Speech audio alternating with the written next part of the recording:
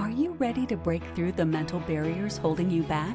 Welcome to the Mind Mastered Secrets of Excellence with Dawn Grant. Since 2001, Dawn has been guiding elite athletes like PGA Tour champions, Olympians, and world champions, and everyday individuals toward peak performance. With a proven track record, including helping Vijay Singh win the 2008 FedEx Cup, and her PGA Tour clients averaging a 219% increase in earnings. Dawn knows what it takes to succeed. She's the inventor of the Mind Mastered app, author of 7 Strokes in 7 Days, a sought-after speaker worldwide, and the proud owner of Amelia Shotgun Sports in Northeast Florida. Join us as we dive into powerful strategies, inspiring interviews, and Dawn's unique insights to help you excel in every area of your life, sports, career, relationships, and beyond. And now, here's your host, Dawn Grant.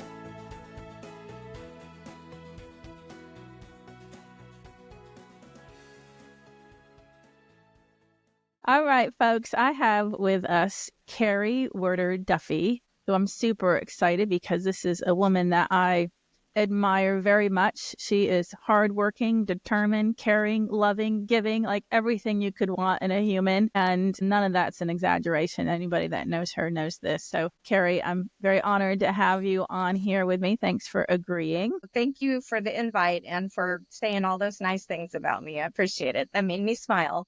No, it's all true. It's all true. So if people don't really know that yet about you, let's tell people who is Keri. Okay. Well, I grew up in Northern California near Napa and had a wonderful childhood. Moved out to Florida in 1995 after I graduated from college. I followed my family who moved here from same area of California to transfer to Kings Bay submarine base. My dad was a civilian worker for the Department of Defense on the submarines, and they closed the base. And then I was in college when they moved, and I followed along after. So I've been a Floridian since 1995, so 29 years, more than half my life.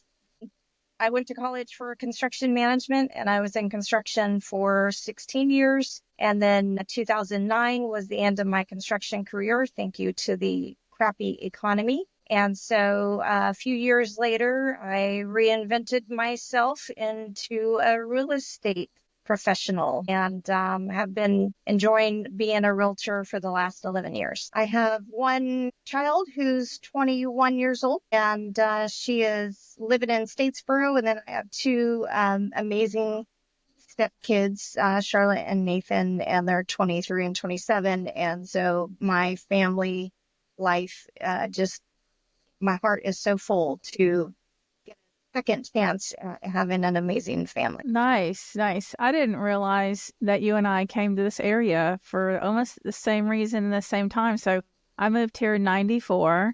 Oh, wow. Right straight out of college. Yeah. Because my stepfather and mother and sister were already here. Okay. And they had come here after he retired from the Navy and he was working at Kings Bay. Oh, that was funny. I didn't realize that either. How crazy. Yeah. So much has changed in that time, right? Yeah, absolutely. Huge difference. Yes. I still love it. Yes. I love the area. So going back, and that's one of the things I think super cool about your career, because we recently used you as a realtor. I'm just always amazed by it, because Keri's like really efficient. She's wicked smart. She's efficient too, but she doesn't let anything pass. Like, she sees details, and that's something I'm a lot like that. So I appreciate that in other people when I see it. But for me, it's not like I've bought very many houses in my life. So it's still a new experience, right? So I didn't know what I was doing, and to have somebody that knew what they're doing. But I really like that you had the contractor background. And of course, I admire that because you're a woman that was a contractor, has a contractor's license. And I just really think that's super cool. So when you were young, what did you want to be when you grew up? Well, for a while, I wanted to be a dancer because I took dance classes for most of my childhood, and I thought that's what I wanted to do. It's one of my hobbies and my passions. And I still, as an adult, I've taken dance classes as well. And so that's the only thing I remember besides my love of animals, but I didn't know how that would translate as an adult. Like, I guess I didn't think about what I could do with having a love of animals into a career, because I knew I didn't want to go to vet school. Uh, college to me, my family, they made it mandatory, kind of like they never let me think that there was any other step after high school besides going to college. They didn't say, you could do something else. They said, you go to college and then you figure out what you want to do. So my father, he got his degree later in life, but he was enlisted in the military and worked his way up pretty strong. But he had two sisters that he always felt like, they had been in tough relationships, and one had been in an alcoholic relationship, and he was like, my daughters will be educated and they will be able to support themselves and be able to leave a crappy relationship if they need to. And that was literally how we were raised. We were going to college and we were going to be educated and have our own career or whatever. It's interesting because then when I was raising my kids, my daughter's wicked book smart, but my son isn't. So okay. I had to rethink that concept, right? Yeah. And realized how many people are raised that way, to think that's what college are you going to, And I watched my son go through that. Like, people would ask him what college, they just assume he was going to college. And I felt like it was a little deflating every time he had to say he wasn't, right? Yeah. So how did you end up deciding to be a contractor? It's actually a strange story. I didn't know myself very well when I applied for college and I had to choose a major. So I actually chose interior design. And the reason why I chose interior design is because my parents and I loved going to all the new housing communities that were popping up all over Northern California. We would go look at the model homes, and I thought, oh my gosh, they're so beautiful. I would love to do something like that. But I didn't know myself very well. So I am creatively challenged, like design, colors, textures, and all that. I'm not good at. But I started in interior design and I was taking classes and I was not doing well with that. So I spoke to the department head in my college and told him my struggles. And so I was learning about myself as I was going through this. Apparently I just don't have much a creative brain. So he said, well, why don't you try architecture? And so I did. And so switched my major to architecture, and I was taking classes. I learned how to do AutoCAD. I started drawing house plans in 1991. But that is sitting at a computer and doing the same thing, repeatedly. Mm-hmm. And as an architect, you also have to have some creativity if you're going to, because I knew I wanted to mostly be like in home design, but you have to have, somebody tells you their desire, you have to take what they're saying and create it. And I could see that. So then I realized, again, I figured I'm learning about myself, and I realized I have to have a variety of tasks in my day-to-day, whatever work and personal life. I can't sit and do the same thing repeatedly and feel good about it. So went back to that same department head and said, okay, architecture is not for me. And he said, well, why don't you try construction management, because it encompasses the things that you're telling me you think you like. You have to take business courses, you have to take a real estate course, you have to take engineering courses, surveying. And so he said there's a variety of classes in this program. And so I became, construction management student, not ever having thought about that as I was growing up. So it was kind of like I just slipped into construction management, but then I realized that I loved it. It did have such a variety of classes. Nice. Yeah. So I got my degree from Fresno State in 1995, Bachelor of Science in Construction Management through the School of Engineering. And I was still in California, and I was trying to find a job in my field. My parents were out here on Amelia Island, and they convinced me to come out for a visit after I graduated. And so I did. And unbeknownst to me, my mom had started sending out my resume and writing cover letters because she wanted me to, yeah. While I was visiting, I had 2 interviews set up for construction management and went on both of them. One of them was in Gainesville and the other one was in Tampa. And I got both job offers. And so I accepted one and flew back to California, packed my stuff, and have been in Northeast Florida ever since. So my first job was actually in commercial construction. I was the assistant project superintendent on the Flying J Travel Plaza, which is a truck stop in Brunswick, Georgia. Yeah. And so I was in commercial construction. And then in 1997, I got into residential construction. And 1999, I got my first of 2 contractor's licenses. I took a test and was able to pass that to get what's called a registered construction or contractor's license. So that meant I could build anywhere in Nassau County. I think it was up to 2 stories. And then in 2001, I took my second contractor's exam in Orlando, and that gave me my Florida state certified general contractor's license, which meant I could build anywhere in the state of Florida up to a skyscraper, even though I didn't have experience with that. And but I was able to build any project basically with that type of construction license. Goodness. Yeah. So I ended up starting my own custom home building business in 1999, and I was in business for myself until 2006, and then decided to go back to working for somebody else from 2006 to 2009. So I went back into commercial construction with a contractor in Jacksonville as an assistant project manager. And 2009 was the end of my construction career, thank you to the crappy economy. Was that hard for you? It was. It's like a major life change because I got laid off.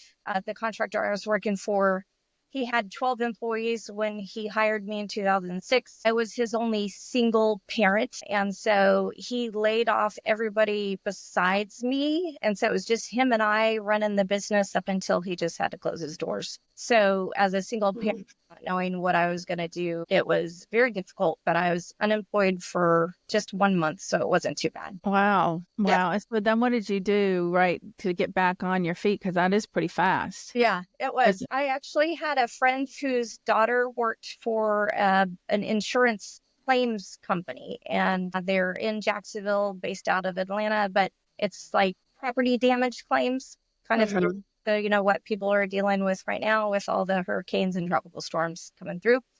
And they hired construction professionals because they wanted you to review estimates from the contractors to make sure the contractors were in line with, practices and what they should be charging to repair certain damages. So that sent me back into sitting at a desk, staring at a computer, doing the same thing over and over again. So I felt like a caged animal, like I was miserable. Insurance claims were not for me.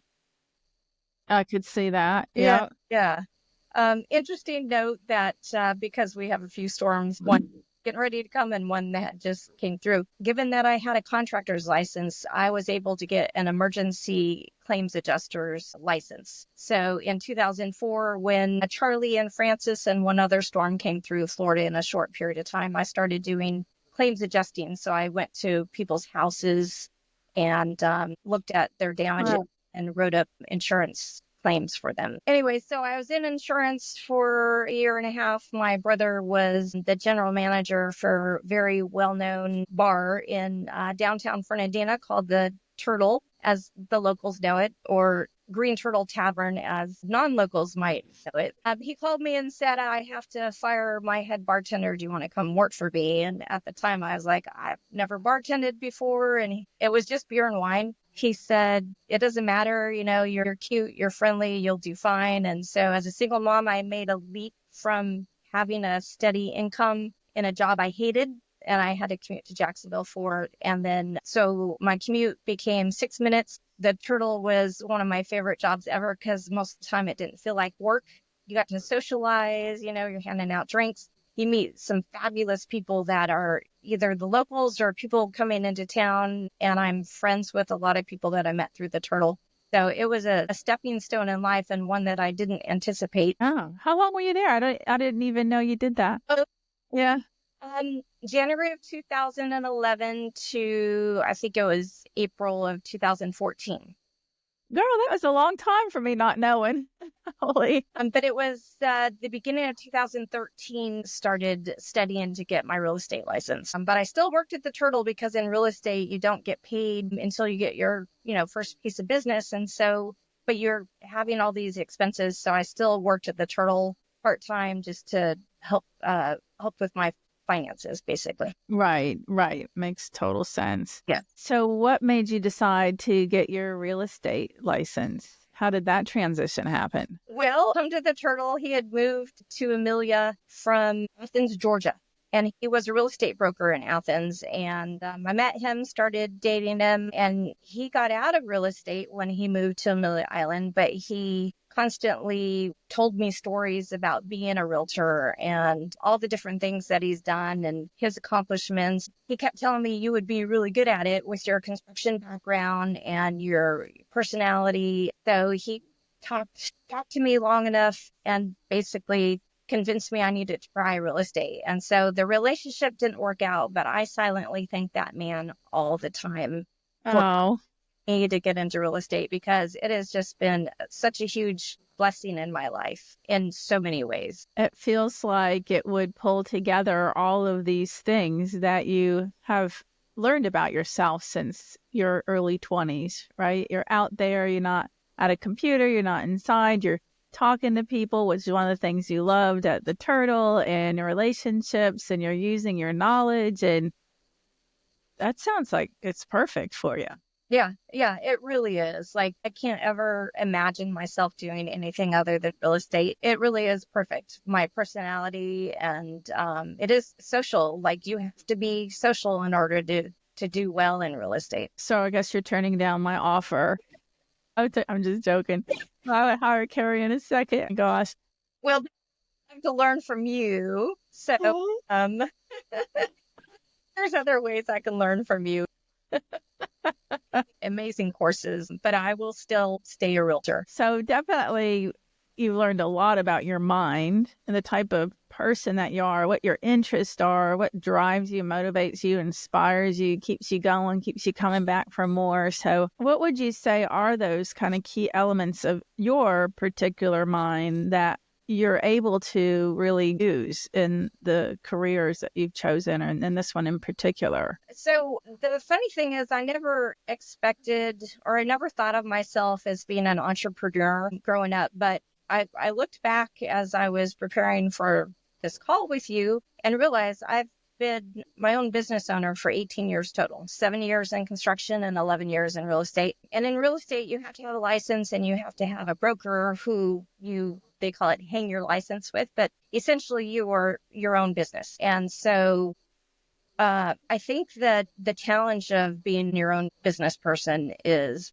part of what I thrive on. Luckily, Keller Williams is an amazing brokerage. And when I first joined, they gave me a coach, a productivity coach. She was paid by Keller Williams at the time to help new agents. She is still my coach, and she started her own business, not through Keller Williams, but she decided she wanted to help seasoned agents, not beginning agents. So she's actually helped me learn about myself as well, personality traits, and she has expanded my mind. And Keller Williams has just philosophy, affirmations. It's all about mindset, basically.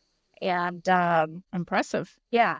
So some people say that Keller Williams is a brokerage where you drink the Kool-Aid, and that's absolutely true, but not in a negative sense. They're all about training. They're all about run your business as a business. A lot of realtors don't realize that they are supposed to be running a business and they just do some transactions, but it encompasses everything that you need to do to run a successful business. And that's what they train you for instead of just being a realtor and selling homes. So the elements, I guess, to answer your question, is just growth. My mindset is growth and positivity, and just having a variety of tasks in my day. So just not sitting there, do the same thing over and over again. Every transaction that I'm involved in is slightly different, and learning. I love to learn. I really love to be excellent at whatever it is that I try to do. And you got to start somewhere. You got to be new. If it's a sport or a business, you're learning. So I like to have a very quick learning curve, I guess, to get good at whatever it is that I'm doing. Right, right. What would you say have been some challenges that you've faced along the way, or that you're currently facing now? So some people might know, but the real estate world is very different. As of August 17th, we have new, what they call standards of practice. There's a lot of gray areas, but it stems from some sellers in, I think it was Missouri or Kansas, who decided to sue the National Association of Realtors and some brokerages regarding commissions. With this lawsuit, there was a settlement, and the National Association of Realtors have changed the standards of practice. But it's so gray. All buyers have to have a showing agreement with an agent before they go look at a house. And then you have to make sure that you negotiate your compensation with buyers. So I think it's been 80 something years that real estate has been done the same way. And now all of a sudden, as of August 17th of 2024, it is completely different. And so that is a challenge, because not everybody knows the right way to do things. And so there's a lot of gray areas in these new standards of practice, and they're enacted by the National Association of Realtors. So it is nationwide. It's not just Florida. So if I'm a buyer right now, or even a seller, what's different based on this? What's the experience that's different? Well, your realtor as a buyer has to negotiate with you the commission that they're going to get paid. And sometimes the seller will still pay it. Now, after all these years, the buyer might actually be paying their own realtor's commissions. So it's a matter of who, and then a matter of how much also, because there's always kind of standard 3 or 6% or whatever. So are you saying that that's much more variable now, or is it kind of sticking around that? To remind our buyers and sellers that commissions are negotiable, or compensation is negotiable.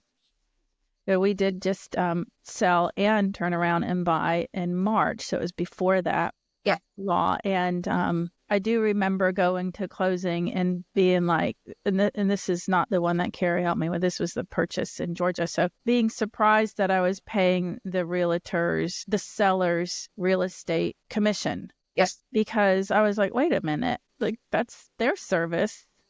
They're the ones that hired whoever they hired and came up with whatever deal and used that person as much as they did or didn't use them. And why would the buyer pay for their service? I thought that was interesting. Yeah, it is. It changed. We knew about this change long before it was enacted. They were, National Association of Realtors and all the real estate boards were trying to figure out what to put in place to abide by the new standards of practice. Mm-hmm. It's definitely been a challenge. The other challenge is for me to stay focused. And I think as a typical woman, you always try to multitask. And multitasking used to mean that you were able to handle all these things at the same time. But really, I found that multitasking just means you're giving partial attention to everything that you have going on at the same time. And that's not really the best way to be, and to, you want to be focused and concentrate. So I'll be referring to your book and some of your audio to help me stay focused. But that's definitely one of my challenges. I think it's just the fact that I like a variety of things in my day. And so being focused on one task at a time is always going to be a challenge for me, but I know I can overcome that with help from you and with coach. It's so sweet. Yeah. But yeah, when working with athletes, focus almost always is in that first phone call. Can you help me with my focus? And they're human. So it's absolutely no different than any other human who wants to be their best at something. It just so happens that they're kind of under a microscope on one day for a competition, and they're seeing how their minds struggling to focus, my online course is what I would suggest for anybody wanting to learn how to focus, because focus has to do with your conscious mind. And your conscious mind, I like to think about it like a dog that's been wild, living in the woods or whatever. And a dog living in the woods can do whatever it wants, whenever it wants. There's no rules, there's no domestication. But if you decide you're going to take that dog in, you have to domesticate it, right? And it's starting from scratch. You have to teach it to, maybe if you don't want it on your furniture, that it needs to potty outside, that it's not going to chew up your shoes, that it eats from this bowl, not from your counter, all these different things. And to me, the conscious mind is like this wild dog that nobody's ever really trained. Like we don't learn it in school. We don't learn it along the way. And that's focus. So the ability for this mind to go in all these different directions and be kind of like wild and hyper and what we call ADD or ADHD, it's doing all these things, and it needs to be taught to sit and heal and be in this moment. That's what you're calling focus. Like, sit right here. Yes. This is what we're doing right now. Heal. Don't go anywhere. But it's used to doing all the others. So that's a process. And to me, that's what I consider a training process. You got to train it. You got to give it new skills. You got to practice those skills. And that is a big part of what's behind my online course, is to help people learn those skills and give them homework every single week, both related to their personal life, their relationships, their career, like all these different examples of, where you can apply those new skills for that week before you move on to the next lesson. Some people do them every other week, the lessons. And so focus is a big thing. And you reminded me of something else, because, I'm an entrepreneur and multiple business, nonprofits, all this stuff. And it literally feels like I'm wearing a hat, and I have multiple hats. Yes. I can finish this call with you and be doing something for Joy to the Children 5 minutes later, and I put on that other hat. And when I do that, I'm in that moment and doing that. But, I still can get another phone call, or something can happen at home, or something, there's these other things. And in that moment, I make a very mindful decision. Like, am I going to stop what I'm doing for Joy and focus on that, because that might be my priority then? Or is that other thing, it can wait while I focus on this one thing? And so that's all things that you can absolutely get better at. And, but it's understanding your mind. Another analogy I like to use is, like we have these really cool smartphones. Most of us, especially our age, we use them for the bare bone basics.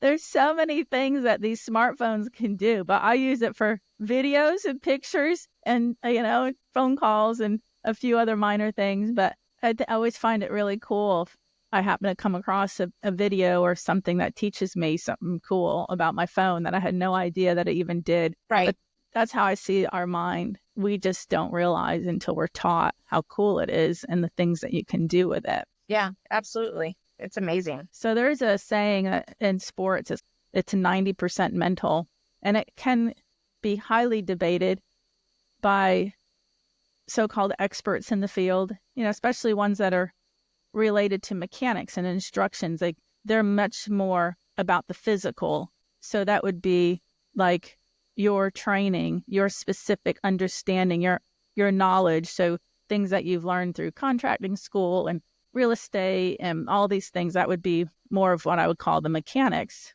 So you look at this foundation and all these skills and all this wisdom, all this knowledge you have, but what happens on a day when you're not feeling good, or you got in an argument with your partner, or you are stressed out, or you're angry, or you're frustrated, or you're resentful? Like, how good are you at performing when your mind is off? Have you ever observed that? Oh, yeah. It makes a big difference, whether it be in real estate or in tennis, because I took up tennis 4 years ago. When your mind is off, you definitely do not perform nearly as well, no matter what it is that you're working on. And so that's another challenge, is to try to quiet that, whatever is happening that causes your mind not to be in the right frame for whatever task you're trying to accomplish. So yeah, absolutely. That's, real estate has ups and downs. There's stress that comes from, not every transaction goes without any issues. And so the stress can be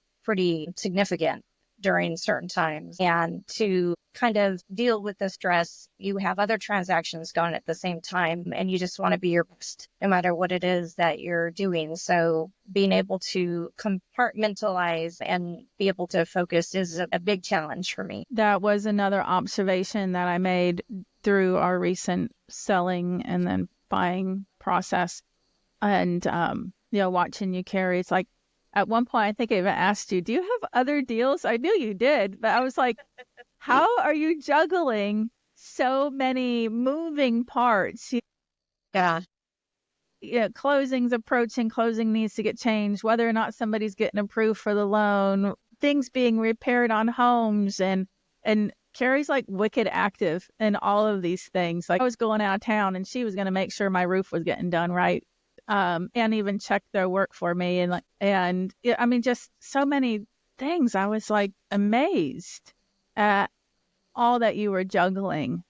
And I could see how that could be stressful. Yeah. Thank you, Dawn. Thank you. Well, that's part of what I love about my construction experience is I am able to go and above beyond what most realtors can do, because I know the pieces and parts of repairs and with buyers looking at houses, I can spot red flags that a lot of people can't. But I love the juggling, the different stages in contracts, and really it is about compartmentalizing and being able to focus. So I will continue to work on that challenge. I mean, I can't say enough, but I was just like, you told me little things too, like make sure all the windows in your house are, well, obviously working, but it's most important that they're working in your bedroom because that's a fire exit.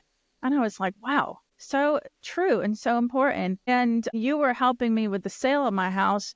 The purchase of my new house, that was not ever even spoken of. And I did buy a house that has windows that don't open properly, but I was like, your knowledge of those things was just so helpful. Like I had a back patio that had some wood rotting underneath it and repair work. And like you had that construction background to understand what needed to be done, how it could be done, good recommendations of, ways that we could do that based on what we wanted to spend or whatever. And just really awesome. I mean, I just love it. I just love it. I wish that I could have you in my back pocket. And I wish you were here when I was buying the new house. Yeah. So much.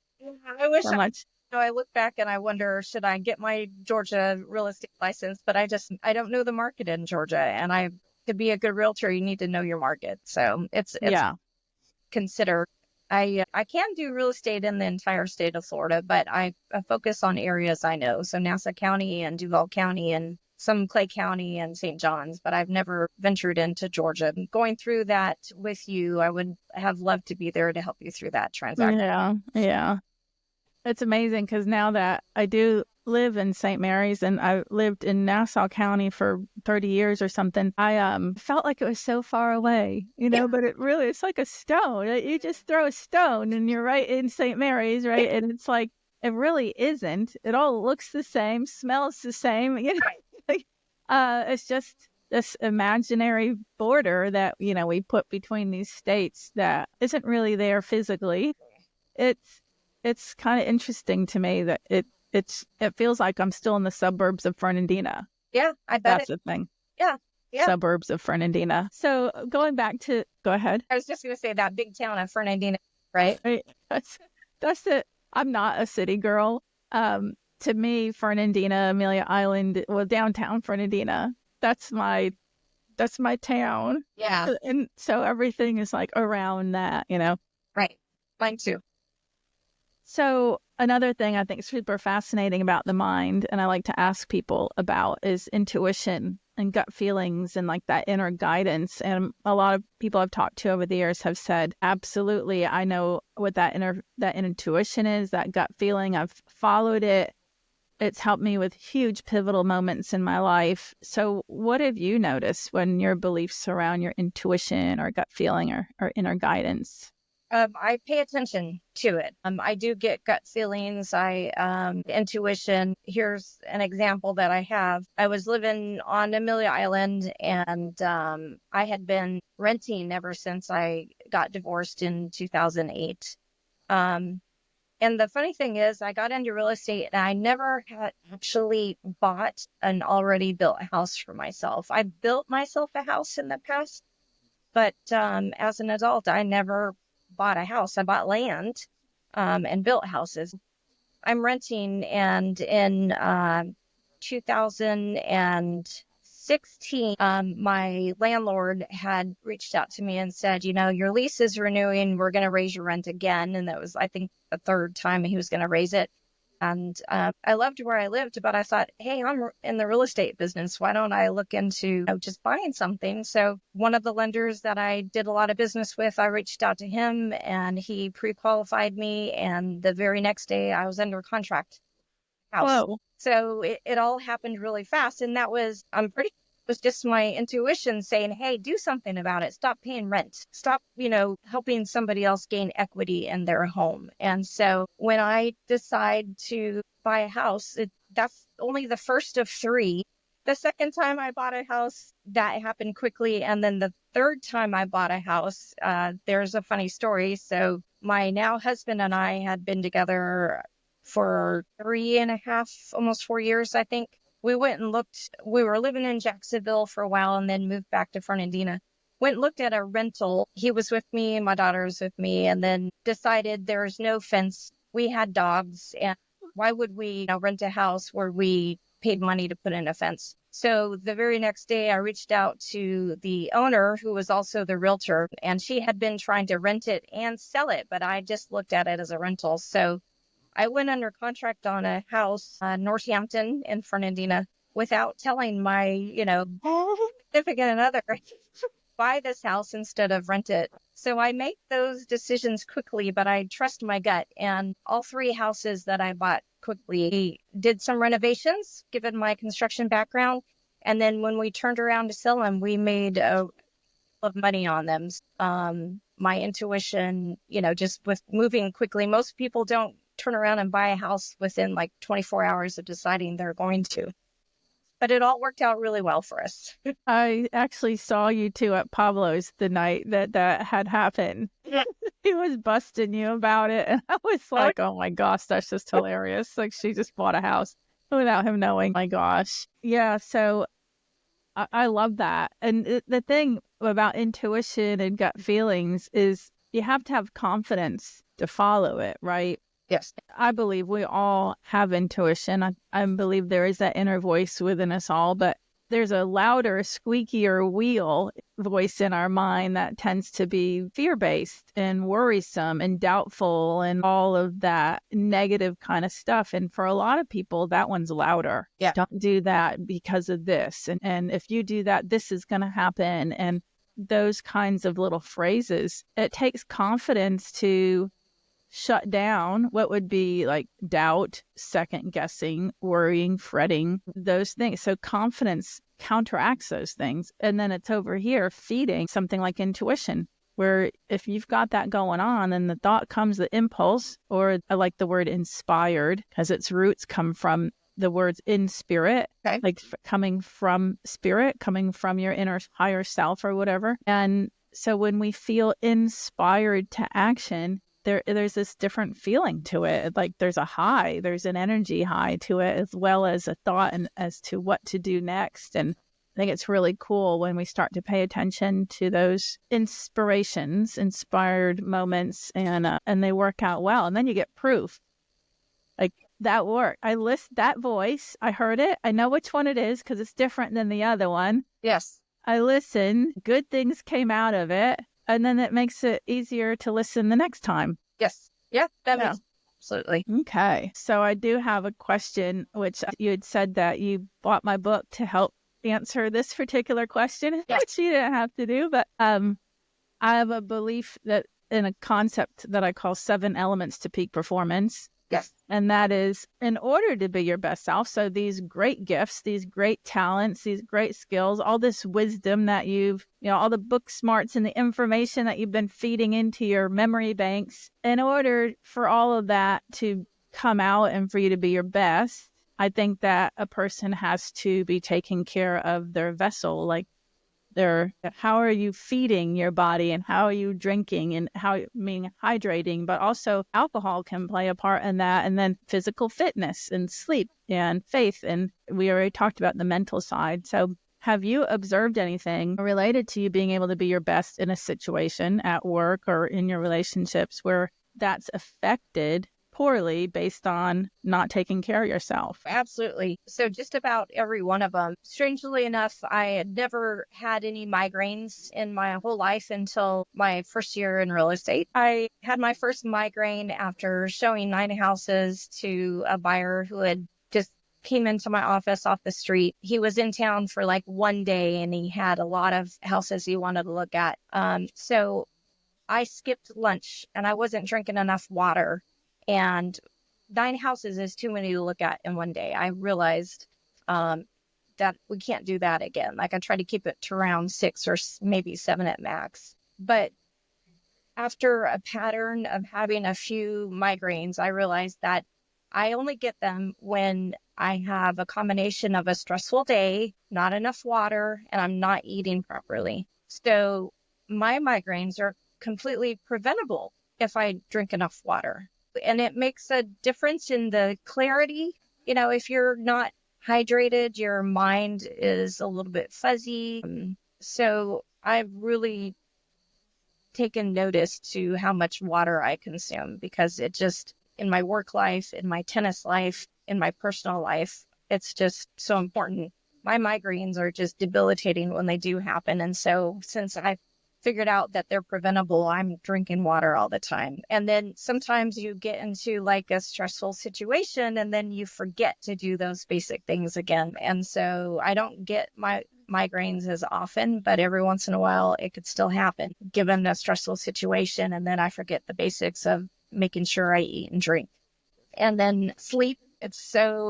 If I'm sleep deprived, if I get stressed out and you wake up in the middle of the night and then you can't fall back to sleep because your mind is just racing about all the things you want to do. And then when you are finally awake, it's obvious that you are slow to think, you're slow to react. I mean, your mind really is affected by the lack of sleep. So there's so many different things. I've realized recently also that you only have one body, and so you got to treat it well. And so I got rid of any of the artificial sweeteners. I don't drink sugar in my coffee anymore, although the coffee doesn't taste as good when it's not sweetened. I'm just trying to eat better and to make my body feel better. I turned 53 this year, and I realized that there are things that I can do to make me feel less old. And one of them is taking care of my body and feeding it good things instead of things with additives and preservatives, and drinking more water than you think you need. And I started working out again. So I go to the gym as well as play tennis and trying to do everything I can to make my body just, perform better no matter what it is. So all of those elements really do, come together as a whole. Yeah, that's all great information. I've cut out sugar as well. And just a tidbit, the xylitol tastes pretty good in coffee, but also the stevia drops, because you can get like toffee flavored for your coffee or whatever. You can get those at the health food store. They're like little bottles of stevia drops with flavorings that are delicious for the coffee. I'll have to check that out because I know stevia is a natural extract. It is, right? And xylitol, you want birch xylitol is another good one. And I don't think that one comes in liquid form, but I get the to-go packets and I carry them in my purse or whatever. Yeah. But another thing came to my mind. I've been horrible with drinking water like most of my life. Yeah. Like literally could go probably 2 days without drinking anything and then guzzle like maybe 8 ounces before bed on the second day. So, not only did I make myself a hypnosis audio on drinking more waters that I listen to at times, but I have to be super mindful. And so what I try to do every day is I have these like 24-ounce, and you've seen them when I come to the Joy of the Children meetings. This is why I have them. So I fill up 3 of them every morning when I'm being a good girl. And, I put like lemon in it. I might put apple cider vinegar in it. There's these little flavor packs that have a healthy sugar alternative in in them, put those in there made by True Lemon, company called True Lemon.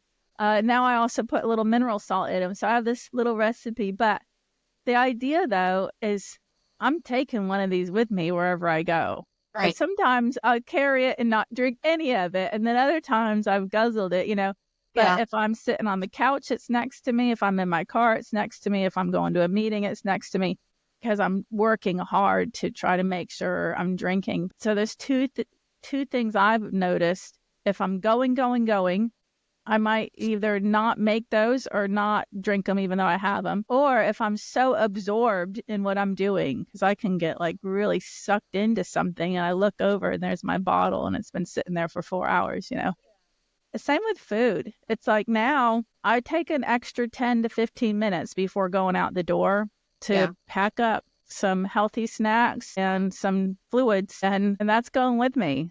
Yeah. Doesn't matter. It's like I'm taking a picnic everywhere I go. It's smart.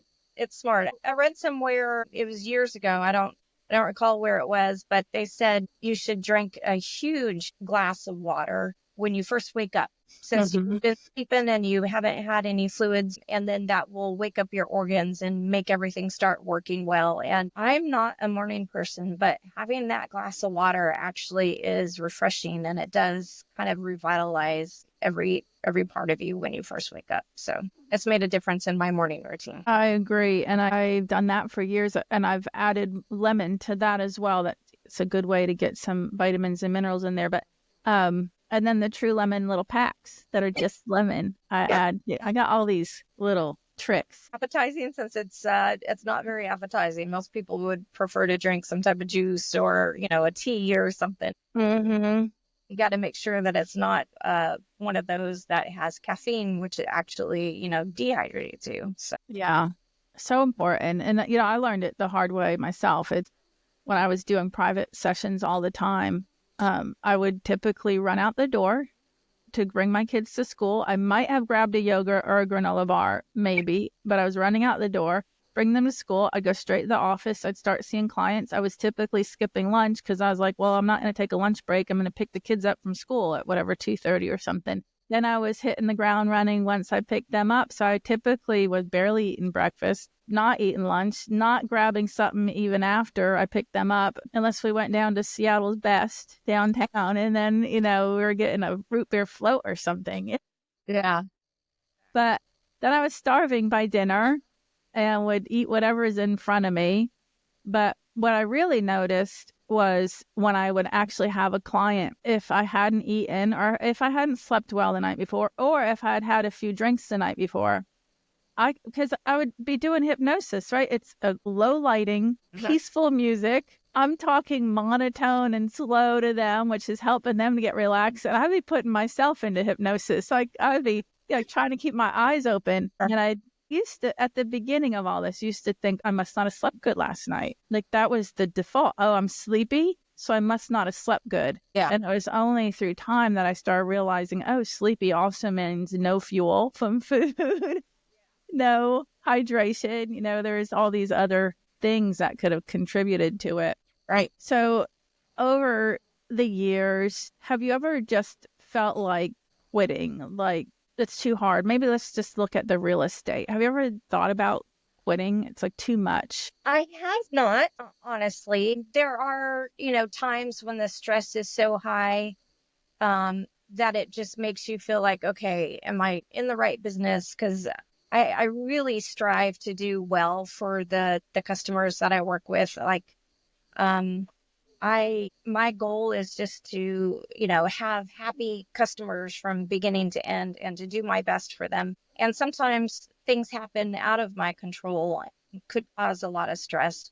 Stress is horrible for your body, but I never, I want to learn how to mitigate stress, but I've never thought of quitting, because helping customers buy and sell homes, that's my passion, because it makes me feel so good when that person who needed to sell for one reason or another got that done. They sold their house. They were able to move to wherever they needed to go. Or, the buyers, first time home buyers, are so fun to work with. But the joy that you get from seeing these people accomplish their goals and being the one that facilitated that, has caused me to know that real estate is the right business for me. It's just so rewarding helping these people accomplish their goals. And real estate is typically the biggest transaction that most people make in their entire lives. And to be able to facilitate that just gives me a lot of joy. That's awesome. And you've definitely found your niche, which I think is great. Not everybody finds their niche, or they might be suspicious of what direction they want to go in, but they're too afraid to make that leap, right?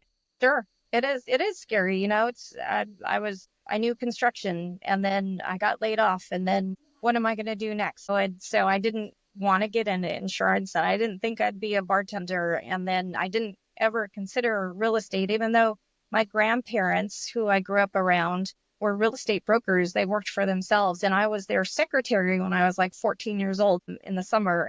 But I never once considered real estate as a career. And now, like I said, I silently thank that ex-boyfriend that convinced me to get into real estate, because it is not just my career, it's my passion. Well, I know that you have another passion as well. And I would like to chat with you about Joy to the Children. Yes. So what got you involved, and how long ago did you get involved with Joy to the Children? So the funny thing is, it was my real estate career that got me involved in Joy to the Children, because you, Dawn, showed up at one of our events. So Keller Williams does a chili cook-off at our office in Fernandina Beach every year in November. Every amount of money we make from selling tickets and raffles and stuff like that, we donate to a nonprofit every year. And so that year, I don't know if you had been involved previous years, but this was 2014, I believe. Year Joy to the Children was chosen as the charity, and you came to the event and you brought flyers with you about volunteer opportunities. And I grew up, my parents, even though we didn't always have a lot for Christmas, my parents instilled in me that not only should we be excited about getting gifts at Christmas, but we always looked for a family in need and would buy a Christmas tree and food and some gifts for the kids. And so I was doing that as a kid. My parents instilled that in me. My daughter was probably 11 or 12 at the time when you came to the office for that chili cook-off. And so that flyer with volunteer opportunities, I said, okay, now's the time. I had been working with the Nassau County Volunteer Center, so it's not the first time that I got involved in like that Christmas. So my daughter had experienced that, but I thought, let's try this Joy to the Children. So I think I came to wrapping day first. I had brought my daughter and her friend, and so we did wrapping day volunteer. And then I forget who I was talking to, but as a single mom, of course, you have to share your kid with the other parent. And so I knew my Christmas day would be only partially with my kids. So I had time. And so that same year, I came to the end of a Joy to the Children party on Christmas Day, and I helped with cleanup and packing and bringing everything back to storage. That just gave me such a sense of joy again, or pride, or just being able to help in, even in that little way. And I believe it was you at that same day had asked me if I wanted to consider being a board member. And so I accepted, or I applied. Yeah. I applied, and so I've been a board member since 2015, and it's my favorite part of Christmas. It's my favorite part of the holiday season. Like, I can't imagine not being a Joy to the Children board member and just facilitating the Christmas spirit for families, and the smiles on the kids' faces just are beyond amazing to experience. That's my favorite part of Christmas. And I apologize to my family. I'm like, I love you guys and I love getting together, but you all have everything that you might need. You don't need any gifts. These families that we help, they need everything. And so I get much more fulfillment out of being involved in Joy and helping the families that can't provide for their own, kids for Christmas. And so that's more rewarding to me than buying gifts for my kids and my family members who already have one. That makes total sense, because it becomes a struggle trying to figure out what to buy your family member or kids who don't need anything, who will actually say, don't get me anything because I don't need anything. or just buying gifts because it's something that has been done for so many years and it's almost becoming obsolete, if that's a thing, especially when you are involved in something like Joy to the Children and you truly see need and an appreciation for the gifts and tears and all of that kind of emotion involved in receiving something that they really desperately want or need or have never had before. Yeah. Yeah. There was, can I share a story of my Yeah. first time as a board member at the Christmas Day celebration? One of our rules, as you know, is that a family has to be at the Christmas Day party from start to finish to get their gifts. And so I'm a new board member. This is my first Christmas Day party. And one of our volunteers comes to us and said, I have a family that needs to leave. And it's probably only an hour into the party. And I said, well, we can't do that. And she's like, this is a special situation. Can you come talk to the family? So it was 2 parents, 3 kids. And the oldest kid, his name was Landon. And he had been battling brain cancer. And he had brain surgery like 2 weeks before our Christmas Day celebration.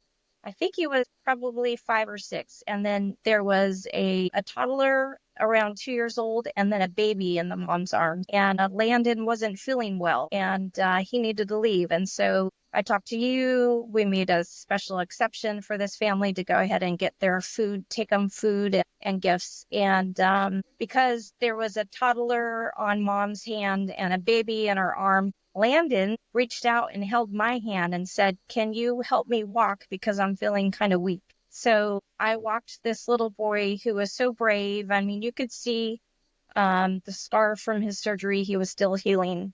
And he repeatedly thanked me for helping his family and apologized for not feeling well as I walked him to meet his dad in the van behind where we could deliver the gifts without all the other families noticing. And I really had to struggle to not cry loudly because this little boy was so brave. And here he is battling brain cancer and he's just thanking me for, what we've done for his family.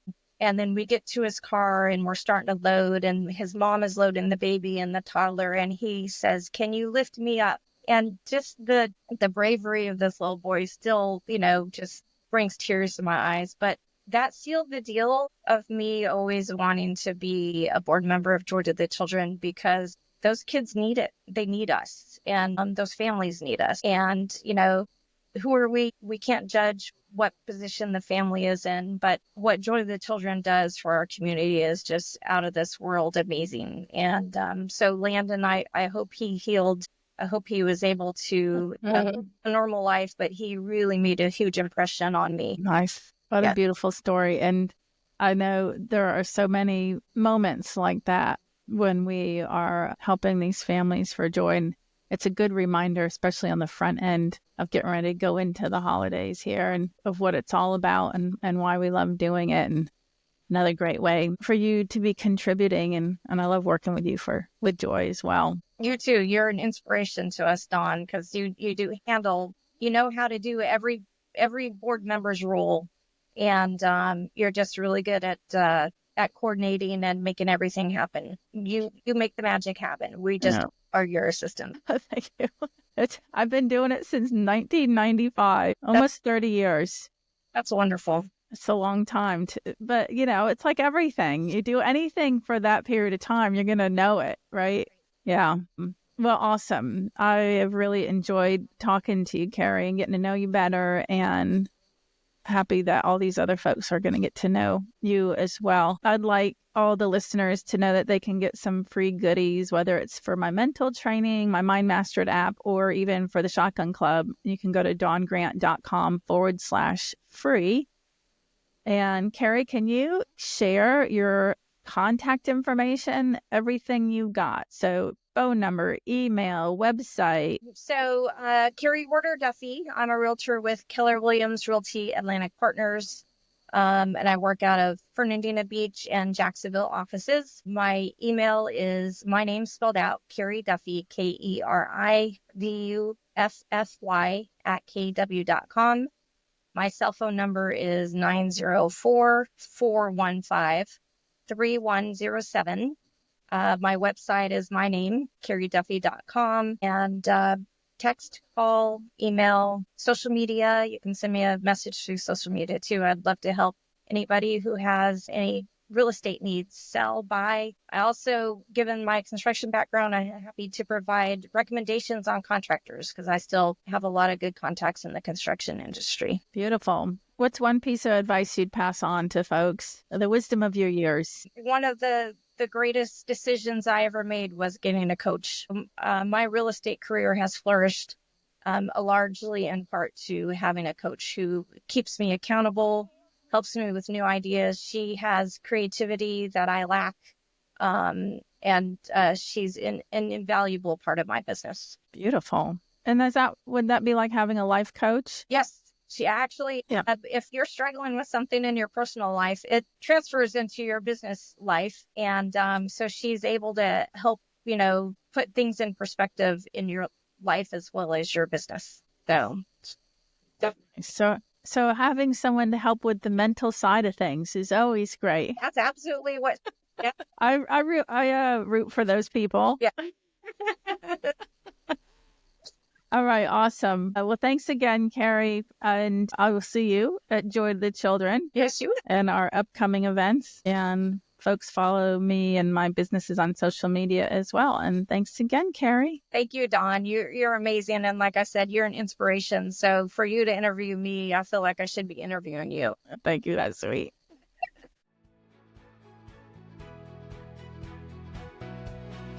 Thank you for tuning in to the Mind Mastered Secrets of Excellence with Dawn Grant.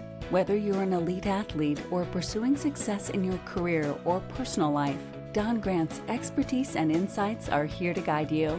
Don't forget to visit dawngrant.com/free to grab your exclusive free resources, hypnosis audios, mental training tools, and even a golf cart at her club.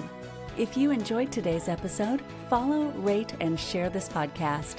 Stay connected with Dawn on all social media platforms for more inspiration, tips, and updates. Remember, mastering your mind is the key to unlocking your full potential. Until next time, keep pushing your limits and striving for excellence.